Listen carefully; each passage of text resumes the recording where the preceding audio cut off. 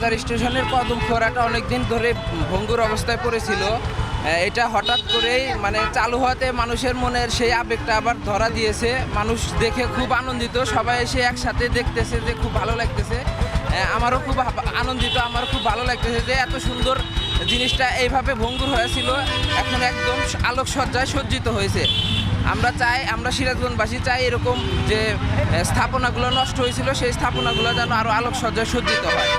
আমরা এটা পেয়ে অনেকদিন পরে এটা চালু হলো, এটা পেয়ে আমরা অনেক আনন্দিত। ঠিক আছে, আমাদের সিরাজগঞ্জের মেন পয়েন্ট বাজার স্টেশন ধরতে গেলে এটা অনেক দিন বন্ধ ছিল, তো দেখে খুব ভালো লাগতেছে। এখন আগেরটার চেয়ে এটা অনেক আধুনিকায়ন করা হয়েছে এবং আধুনিক অন্যরকম একটা ডিজাইন করা হয়েছে।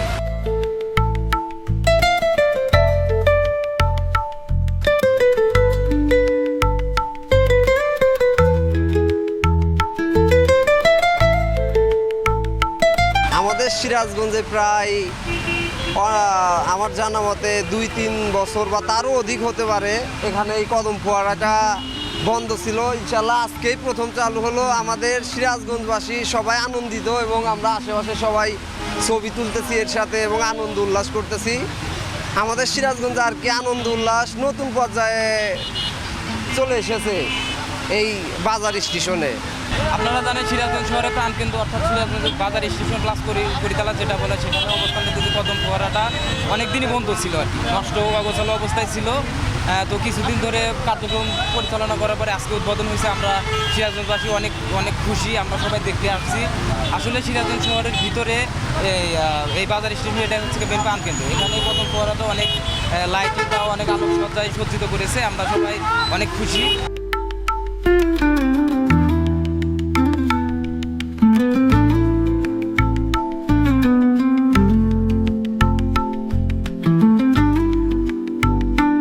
যখন ছোট ছিলাম, ছোটবেলা যখন শহরে আসতাম তখন এইটা দেখতাম, আপনার লাইটিংগুলা পানিগুলা এই জিনিসগুলো খুব সুন্দর লাগতো।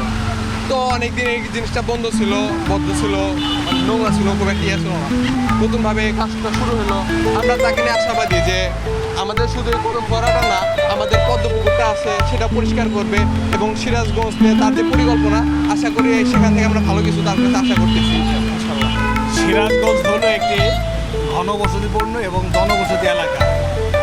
সিরাজগঞ্জ থেকে নির্বাচিত মাননীয় সংসদ সদস্য জনাব ইকবাল হাসান মাহমুদ টুকু মহোদয় বিদ্যুৎ, জ্বালানি ও খনিজ সম্পদ মন্ত্রণালয়ের মন্ত্রিত্ব গ্রহণ করার পর সিরাজগঞ্জের জেলা প্রশাসনের সকল অফিসারদের নিয়ে বসে তিনি ঈদের আগে এই বাজার স্টেশনে কদম ফুল ফোয়ারাটি পুনর্নির্মাণের জন্য নির্দেশ প্রদান করেন।